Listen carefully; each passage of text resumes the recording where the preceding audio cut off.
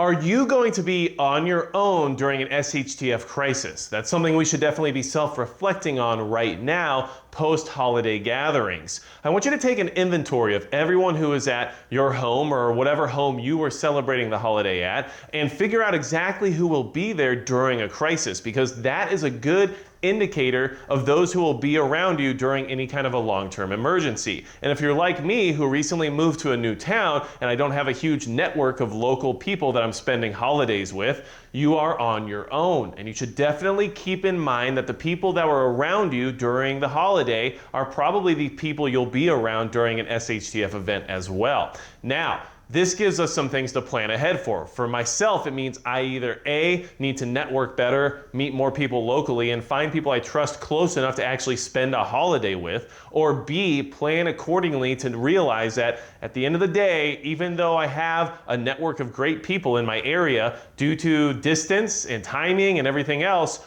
if a crisis were to occur and things had to be taken care of immediately, it's me and my immediate family only. That's it. We're on our own. So we have to plan accordingly for that. And it might be different for you. Maybe you have a huge family in your area and that your holiday gatherings are a full house full of people who are willing to be there for you in case of an emergency. And that might be a good thing. But that's also something you need to consider now as well, in the sense of mouths to feed, people who might be a liability, those who don't prepare at all and don't bring anything to the table. There's a lot of things you have to really consider when it comes to these groups of people who are going to be around during SHTF. Now, one thing that I do want to say is that if you are on your own, don't be so negative about it. Just plan ahead and work on changing that narrative. Don't plan on being alone.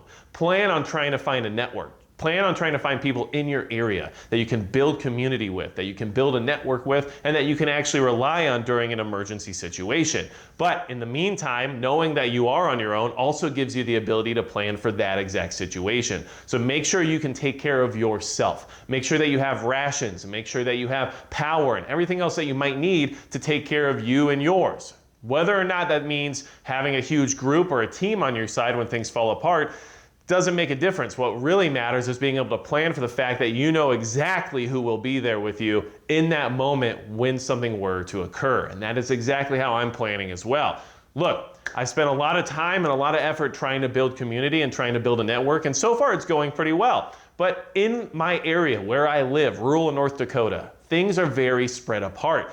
Taking a 2-hour trip to go to the doctor is actually just a regular day for most people out here, versus being in a larger metropolitan area where a 20-minute drive seems outlandish. So things are based on your environment in many ways. And although we have a great group of people out here in North Dakota who are more than willing to assist each other, knowing that that travel time when things are good might be about 2 hours, and knowing that when things are bad it could be even longer, planning for those people to be there in that immediate time of need isn't going to be as fruitful as planning for the idea that you'll be alone.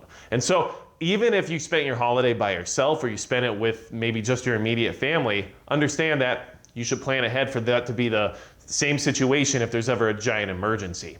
And at the same time, if you spent your holiday with a house full of 40 or 50 people and everybody was having a good time and it was an excellent day or whatever you want to call it, and then you find out, an emergency happens and those same people are all going to congregate at that same location once again, well, plan ahead for that, because 40 or 50 people in a single household is a difficult thing to manage. It requires a ton of resources, and I guarantee you there will be many people within that group that will not bring anything to the table when it comes to preparedness or survival skills or anything along those lines. So that gives you something else to prepare for as well.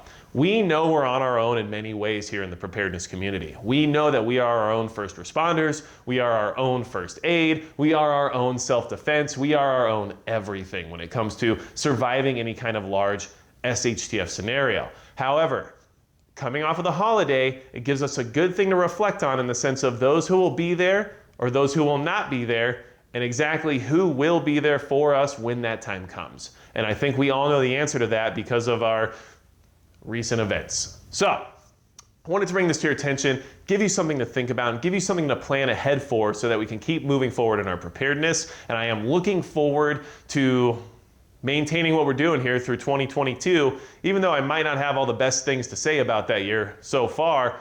Hopefully you're here with me, and make sure you jump on the Discord. I will put a link to it in the description as well as in the pinned comment, because we have a huge community growing over there. And if you're not really sure who's going to be with you during an SHTF event, use the Discord to network, build community, and find people in your area that you can hopefully help prepare with. And what I mean by that is that we have a whole list of channels for every state and other countries and other areas where people can network and actually try to get together when it comes to being better prepared. So hopefully you find that helpful. I hope you had a great holiday, and let's keep preparing and make 2022 at least the year that you and I are going to survive together.